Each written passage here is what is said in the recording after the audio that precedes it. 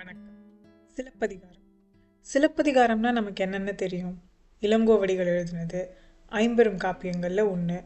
மாதவியை பார்த்து பிடிச்சி போன கோவலன் தன் மனைவி கண்ணகியை விட்டுட்டு போய் பெரும் செல்வத்தை இழந்து மறுபடியும் கண்ணகி கிட்டேயே வந்து அவள் தன்னோட கடைசி செல்வமான கால் சிலம்பு ஒன்று இருக்குது, அதை மதுரையில் கொண்டு போய் விற்று புது வாழ்க்கையை தொடங்கலாம்னு போக, அங்கே அது அரசி சிலம்புன்னு ஒரு கொல்லன் தப்பாக நினச்சி மன்னன் கிட்ட போய் சொல்ல, தீர விசாரிக்காத பாண்டிய மன்னன் கோவலன் திருடன்னும் அவனை கொல்லுங்கன்னும் தீர்ப்பு வழங்க கோவலன் இறந்தே போகிறான்.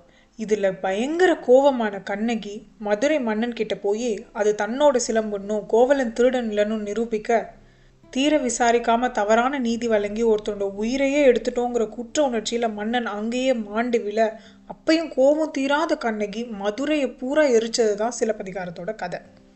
ஆனால் சமீபத்தில் சிலப்பதிகாரத்தை அதோட ஒரிஜினல் ஸ்கிரிப்சரில் படிக்கணும், அந்த தமிழும் அதன் மூலமாக நம்ம மக்களோட கலாச்சாரத்தையும் தெரிஞ்சுக்கணுங்கிற ஆர்வம் வந்தது. அப்படி படிக்க ஆரம்பித்து இந்த சிலப்பதிகாரத்தை ஏன் நம்ம ஒரு தொடராகவே போடக்கூடாதுன்னு எனக்கு தோணி வந்தது தான் இந்த சிலப்பதிகாரத்தோட தொடர். முதல் பகுதி பதிகம். பதிகம்னா இன்ட்ரடக்ஷன். சிலர் என்ன சொல்கிறாங்கன்னா, இந்த பதிகம் ஒரிஜினலி இளங்கோவடிகள் எழுதினது இல்லை, இது பிற்காலத்தில் சில ஆசிரியர்களால் சேர்க்கப்பட்டது அப்படின்னு சொல்கிறது உண்டு. இந்த பதிகத்தில் என்ன நடக்கும்னா, சிலப்பதிகாரத்தை எழுதின இளங்கோவடிகளும் அவரோட அண்ணனும் சேர மன்னனுமான செங்குட்டுவன், அப்புறம் தமிழ் புலவரான சீத்தலை சாத்தனார், இவங்க 3 பேரும் மலைவளம் காண்றதுக்காக ஒரு மலைப்பகுதிக்கு போகும்போது அங்கே இருக்கிற குறவர்கள் ஒரு சிலர் வந்து இளங்கோவடிகள் கிட்ட, உங்களுக்கு ஒன்று தெரியுமா, சமீபத்தில் ஒரு முலை இழந்த பெண் ஒருத்தி வந்து ஒரு மரத்தடியில் நின்றுட்டு இருந்தா, அவகிட்ட தேவன் இந்திரனே இறங்கி வந்து அவளோட இறந்து போன கணவனை காட்டி, நீ என் கூடயே விண்ணுலகத்துக்கு வந்துடுறியான்னு கேட்க, அவளும் இந்திரனோட சேர்ந்து வானத்துக்கே போனா, அதை நாங்கள் என் கண்ணால் பார்த்தோம், இது உங்களுக்கு தெரியுமான்னு இளங்கோவடிகள் கிட்ட கேட்குறாங்க சில குறவர்கள். இதை கேட்டு பயங்கர ஆச்சரியமாயிட்டார் இளங்கோவடிகள். அப்போ பக்கத்தில் இருந்த தமிழ் புலவரான சீத்தலை சாத்தனார் சொன்னார், இதை பற்றி எனக்கு தெரியும், அவ தான் கண்ணகி அப்படின்னு சொல்லி மொத்த சிலப்பதிகாரத்தோட கதையும் சீத்தலை சாத்தனார் தான் இளங்கோவடிகளுக்கு சொல்கிறாரு. அவர் சொல்கிறது மட்டும் இல்லாமல், இதை நீ ஒரு கதையாக இயற்று, இந்த கதைக்கு சிலப்பதிகாரம்னு பெயர் வை அப்படின்னு சீத்தலை சாத்தனார் இளங்கோவடிகளுக்கு சொல்கிறது தான் சிலப்பதிகாரம். இப்போ பதிகத்துக்குள்ளே போகலாம். குணவாயில் கோட்டத்து அரசு துறந்திருந்த குடக்கோ சேரல் இளங்கோவடிகட்கு. சேர அரச குடும்பத்தை சேர்ந்த அண்ணனும் தம்பியும் தான் செங்குட்டுவனும் இளங்கோவடிகளும். ஒரு முறை அரசவைக்கு வந்த ஒரு ஜோசியக்காரர், ஜோசியப்படி இளங்கோவடிகள் தான் மன்னன் ஆகிறதுக்கான வாய்ப்பு இருக்குன்னு சொல்ல, அண்ணன் இருக்கையில் நான் எப்படி மன்னன் ஆகிறது, நான் துறவி ஆகிட்டா நான் மன்னன் ஆக தேவையில்லைன்னு சொல்லி இளங்கோவடிகள் துறவரம் பூண்டர்றாரு.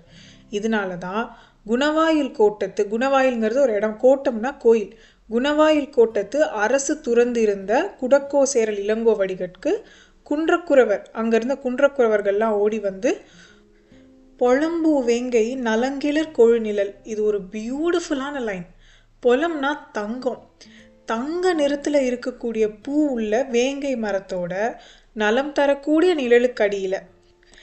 இதை சிம்பிளாக இப்போ இருக்கிற ஆத்தர் யாரையாவது எழுத சொன்னால் ஒரு மர நிழல் கீழே அப்படின்னு எழுதிடுவாங்க. இந்த ரைட்டிங் பேர் மினிமலிஸ்டிக் வே ஆஃப் ரைட்டிங்னு சொல்லுவாங்க. ஆனால் அந்த நிழல் தரக்கூடிய மரம் பூத்து இருக்குமா, அந்த பூ தங்க நிறத்தில் இருக்குமா, இப்படி ஒரு சீனை நிறைய வார்த்தைகளால் டிஸ்கிரைப் பண்ணுறத பர்பிள் ப்ரோஸ் ஆஃப் ரைட்டிங்னு சொல்லுவாங்க. இது அரவுண்ட் 5th centuryயில் க்ரீக் லிட்ரேச்சர், இங்கிலீஷ் லிட்ரேச்சர்லாம் நிறைய பார்க்கலாம். ஆனால் அதுக்கும் முன்னாடியே இது நம்ம தமிழ் லிட்ரேச்சரில் சிலப்பதிகாரத்தில் இருந்திருக்குங்கிறத பார்க்கல பயங்கர ஆச்சரியமாக இருந்தது.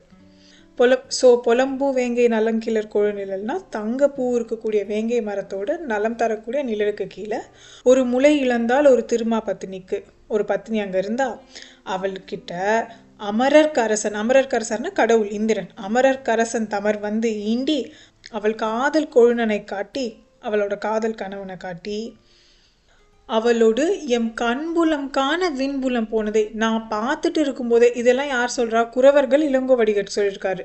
எம் கண்புலம் காண விண்புலம் போயிட்டாங்க, நான் கண்ணில் பார்த்துட்டு இருக்கும்போதே அவங்க விண்ணுக்கு போயிட்டாங்க.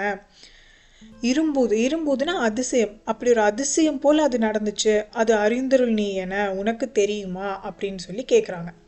அப்போ அவனுள்ளே இருந்த தந்தமிழ் சாத்தன் யான் அறிகுவன் அது பட்டதென்று உரைப்போன். அப்போ இளங்கோவடிகள் கூட இருந்த தமிழ் சாத்தன் அது எனக்கு தெரியும் அப்படின்னு சொல்கிறாரு. இந்த சீத்தலை சாத்தனாருங்கிற பேரை வந்து நம்ம நிறைய இடத்துல கேட்டிருப்போம்.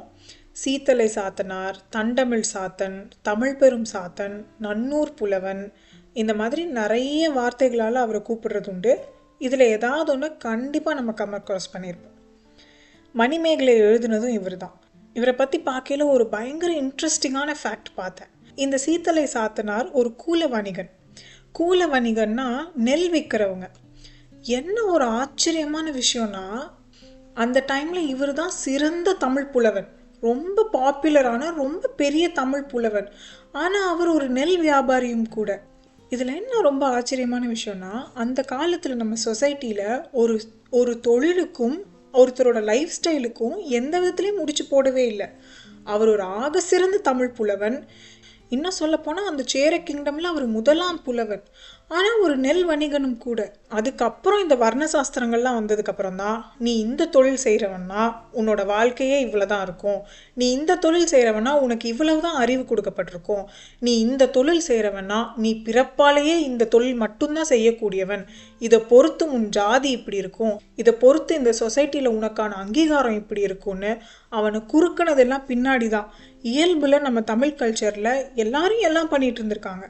ஒரு அரசவையோட தலை சிறந்த புலவன், ஐம்பெரும் காப்பியங்களில் ஒன்றான மணிமேகலையை இயற்றிய சீத்தலை சாத்தனார், நன்னூர் புலவன், ஒரு கூல வணிகன், ஒரு நெல் விற்கக்கூடிய வணிகன். பயங்கர ஆச்சரியமாக இருந்தது. ஸோ அவர் சொல்கிறாரு, ஆமாம் எனக்கு இந்த கதை தெரியும் அப்படின்னு சொல்லிட்டு இந்த மொத்த கதையும் அவர் தான் சொல்கிறாரு. ஆரங்கண்ணி சோழன் மூதூர் பேராசிறப்பின் புகார் நகரத்து கோவலன் என்பான் ஒரு வணிகன். ஆரங்கண்ணினா அத்தி மாலை, அத்தி மாலைனா வெற்றி மாலை. ஸோ இவர் சொல்லும் போதே என்ன சொல்கிறாருன்னா, வெற்றி மாலை சூடிய சோழன். ஸோ அந்த காலத்திலேயே சோழ மன்னன் பயங்கர வெற்றி மாலை சூடியிருக்கான். இதுவும் பர்பிள் ப்ரோஸ் ஆஃப் ரைட்டிங் தான். சோழ மன்னன்னு சொன்னால் போதும், ஆனால் அத்தி மாலை சூடிய சோழன், அவன் வெற்றிகரமான சோழன்கிறத எக்ஸ்ட்ரா டிஸ்கிரிப்டிவாக சொல்கிறதுக்கு பேர் தான் பர்பிள் ப்ரோஸ் ஆஃப் ரைட்டிங். இங்கேயும் அதை யூஸ் பண்ணியிருக்காங்க. ஆரங்கண்ணி சோழன் மூதூர் பேராசிறப்பின் புகார், மூதூர்னா பழமையான, பேராசிறப்பின் எல்லையற்ற சிறப்பின் புகார் நகரத்தில் கோவலன் ஒரு வணிகன் இருந்தான். அவன் அந்த ஊர்லேயே நாடகம் ஏற்றும் நாடக கன்னிகை ஒருத்தியோட போய் அரும் பொருள் கேடுற, எல்லா பொருள் செல்வம் எல்லாத்தையும் இழந்து, கண்ணகி என்பாள் மனைவி, கண்ணகிங்கிற அவள் பொண்டாட்டிக்கிட்டே திருப்பி வர, அவகிட்ட ஒரு பண் அமை சிலம்பு இருந்துச்சு. பண்ணா இசை, இசை கொடுக்கக்கூடிய ஒரு சிலம்பு இருந்துச்சு. இது ஒரு ஸ்டைல் ஆஃப் ரைட்டிங். இது என்னென்னா, லிட்ரேச்சரில் வந்து ஃபோர்ஷேடோயிங் அப்படின்னு சொல்லுவாங்க. இது நீங்கள் ஷேக்ஸ்பியரினோட Othello, as you like it, அந்த மாதிரி லிட்ரேச்சரில் கூட பார்க்கலாம். அந்த கதை எழுதும் போதே சில இடங்களில் சில வார்த்தைகள் இருக்கும். ஏன் இதை பர்டிகுலர்லி மென்ஷன் பண்ணியிருக்காங்கன்னு அப்போ புரியாது. பின்னாடி நடக்க போகிற ஏதோ ஒன்றை முன்னாடியே லைட்டாக குறிப்பிடணுங்கிறதுக்காக அங்கே ஒரு வார்த்தை கொடுத்துருப்பாங்க. அதுதான் ஃபோர்ஷேடோயிங். இங்கே இந்த சிலம்பு, அவகிட்ட ஒரு சிலம்பு இருந்துச்சு அப்படின்னு சொல்லியிருக்கலாம். ஆனால் பண் அமை சிலம்பு இருந்துச்சு அப்படின்னு சொல்லியிருப்பாரு. பண்ணா இசை, இசை கொடுக்கக்கூடிய சிலம்பு இருந்துச்சு அப்படின்னு. கிட்டத்தட்ட எல்லா சிலம்புலையுமே ஏதோ ஒரு முத்தோ மாணிக்கமோ இருந்திருக்கும், அதில் இசை இருந்திருக்கும். இங்கே பர்டிகுலர்லி பண் அமை சிலம்பு இருந்துச்சுன்னு ஏன் சொல்கிறாருன்னா, அந்த சிலம்புக்குள்ளே இருக்கக்கூடிய இசை கொடுக்கக்கூடிய பொருட்களால் பின்னாடி ஏதோ பிரச்சனை இருக்குது அப்படிங்கிறத டிஸ்கிரிப்டிவாக சொல்லணுங்கிறதுக்காகவே ஃபோர்ஷேடோ பண்ணியிருக்காங்க. ரொம்ப லேட் செஞ்சுரிஸில் ஷேக்ஸ்பியரோட லிட்ரேச்சரில் பார்த்த ஃபோர்ஷேடோவிங், பர்பிள் ப்ரோஸ் ஆஃப் ரைட்டிங்லாம் சிலப்பதிகாரத்தில் இருந்திருக்குன்னு நினைக்கும் போது ஆச்சரியமாக இருக்குது. பண் அமை சிலம்பு பகர்தல் வேண்டி, பகர்தல்னா விற்கிறது, அதை விற்கலாம் அப்படின்னு சொல்லிட்டு, பாடல் சால் சிறப்பிற் பாண்டியன் பெருஞ்சீர் மாட மதுரை புகுந்தனன். பாடல் பாடக்கூடிய அளவுக்கு பிரசித்தி பெற்ற பாண்டியனோட பெரும் சீர் மாட மதுரை, ரொம்ப செல்வத்திலையும் நாகரிகத்திலையும் உயர்ந்த மதுரைக்கு போனாங்க அந்த பண் அமை சிலம்பை விற்கிறதுக்காக அப்படின்னு சொல்கிறாரு. இதில் ஒரு ரொம்ப இன்ட்ரெஸ்டிங் பீஸ் ஆஃப் இன்ஃபர்மேஷன் என்னென்னா, எழுதுறது சேர நாட்டை சேர்ந்த இளங்கோவடிகள், கதை உருவான இடம் புகார் நகரம், சோழனை சேர்ந்தது. இவங்க போகிறதோ பாண்டிய நகரத்துக்கு. இதில் சோழ மன்னனையும் விவரிச்சிருப்பாங்க, பாண்டிய மன்னனையும் விவரிச்சிருப்பாங்க. ரெண்டு பேரையுமே ஒன்றுக்கு ஒன்று குறையாமல் விவரிச்சிருப்பாங்க. சோழ மன்னன்னா அத்திமாலை சூடிய வெற்றிகரமான சோழ மன்னன், பாண்டியன்னா பாடல் சால் சிறப்பிற் பாண்டியன், பெரும் பாடல்களுக்கு ஏதுவான பாண்டியன். புகார் நகரத்தை சொல்லும்போது மூதூர் நகரம், பேரா சிறப்பின் நகரம். அதே மதுரையை சொல்லும்போது மாட மதுரை. ரொம்ப அழகாக இருக்கும் இந்த கம்பேரிசன். இது ரொம்ப பேரலாக ரன் பண்ணுறது பயங்கர இன்ட்ரெஸ்டிங். மண் பெரும் பீடிகை மருகிற் செல்வோன். மண்ணா பெருமை. ஒருவேளை அதிலிருந்து தான் மன்னன்கிற வார்த்தையே வந்ததோ என்னவோ. பெருமைக்குரியவன் மன்னன் அப்படிதான் வந்துதான்னு நமக்கு தெரியல. மண் பெரும் பீடிகை மருகிற் செல்வோன். மருகுன்னா தெரு. அப்படி பெருமைக்குரிய மதுரையில் அந்த கொள்ளர்கள்லாம் இருக்கக்கூடிய பெருமைக்குரிய தெருவில் கோவலன் இந்த சிலம்பு எடுத்துட்டு போயிட்டு இருந்திருக்கான். பொன்செய் கொல்லன் தன்னை காட்ட அங்கே ஒரு பொன்னா தங்கம் செய்யக்கூடிய ஒரு கொல்லன் கிட்ட கொண்டு போய் இந்த சிலம்பை அவன் காட்டியிருக்கான். அந்த சிலம்பை பார்த்த கொல்லன், கோப்பெருந்தேவி கல்லதை இச்சிலம்பு. இந்த சிலம்பு கோப்பெருந்தேவியை தவிர, அதாவது அரசி, அந்த பாண்டிய மன்னனோட அரசி, அந்த அரசியை தவிர யாப்புறவில்லை, யாரோடதாவும் அது இருக்க முடியாது அப்படின்னு அவனே முடிவு பண்ணி, இங்கு இருக்க என்று இங்கே இருன்னு சொல்லிட்டு நேராக இந்த சிலம்பு எடுத்துட்டு பாண்டிய மன்னன்ட்டே போயிட்டான் அந்த கொல்லன். பாண்டிய மன்னன்ட்ட போய் ஒரு கல்வனை பார்த்தேன், அந்த கல்வன் கோப்பெருந்தேவி மட்டுமே போடக்கூடிய ஒரு சிலம்பை அவன் எடுத்துட்டு வந்து அவன் விற்க பார்க்குறான்னு சொல்லிட்டான். வினை விலை காலம், இதுவும் ரொம்ப அழகான ஒரு வரி. பாண்டிய மன்னன் ஒன்றும் அப்படி யோசிக்காம நீதி வழங்குறவன் இல்லை. ஆனால் அது வினை விலை காலம், அது ஒரு கெட்ட நேரங்கிறதுனால சினையலர் வேம்பன், சினையலர் வேம்பன்னா பாண்டிய மன்னன் தான், வேம்பு மாலை சூடி இருக்கக்கூடிய அப்படிங்கிறதுக்கு தான் சினையலர் வேம்பன்.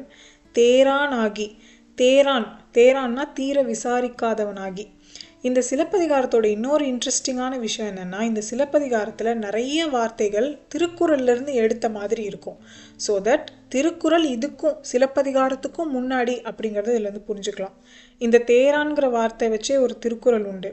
தேரான் தெளிவும் தெளிந்தான் கண் ஐயுறவும் தீரா இடும்பை தரும்னு. எனிவே, அவன் தீர விசாரிக்காதவனாகி கன்றிய காவலர்க்கு உய் அக்கல்வனை கொன்று அச்சிலம்பு கொணர்க ஈங்கென அப்படின்னு சொல்லிட்டான். இந்த பாண்டிய மன்னன் முழுசா விசாரிக்காம அங்க இருந்த காவலனை கூப்பிட்டு, அந்த கல்வன் யாரை நினைச்சுக்கிறான் இந்த மன்னன்? கோவலனை. அந்த கல்வனை கொன்னு அச்சிலம்ப கொணர்க ஈங்கென, அதை இங்க கொண்டு வா அப்படின்னு சொல்லிட்டான். இதுக்குமே தமிழ் ரிசர்ச்சர்ஸ் கிட்ட நிறைய டிவைடட் வியூஸ். ஒரு செட் ஆஃப் பீப்புள் என்ன சொல்றாங்கன்னா, இங்க மன்னனே ஒழுங்கா விசாரிக்காம, வினைவிலை காலம் கெட்ட நேரங்கிறதுனால மன்னனே ஒழுங்கா விசாரிக்காம கோவலனை கொன்னு அந்த சிலம்பை இங்கே எடுத்துட்டு வாங்கன்னு சொல்லிட்டாருன்னு சொல்றாங்க. இதுக்கு இன்னொரு வியூ என்னன்னா, மன்னன் அந்த காவலனை கூப்பிட்டு கோவலனை கொல்ல சிலம்போடு அவனை இங்கே கூட்டிட்டு வாங்கன்னு சொல்றதுக்கு பதிலாக கோவலனை கொன்னு சிலம்பை கொண்டு வாங்கன்னு மாற்றி சொல்லிட்டான். ஏன்னா அது வினைவிலை காலம் அப்படின்னு சொல்றவங்களும் உண்டு. ஆனால் பெரும்பாலானவங்க மன்னனே தீர விசாரிக்காம போயிட்டான், இது ஒரு தவறான நேரங்கிறதுனால மன்னன் தீர விசாரிக்கல அப்படி. பதிகம்ல இன்னொரு பகுதி இருக்கு, அதை அடுத்ததுல பார்க்கலாம்.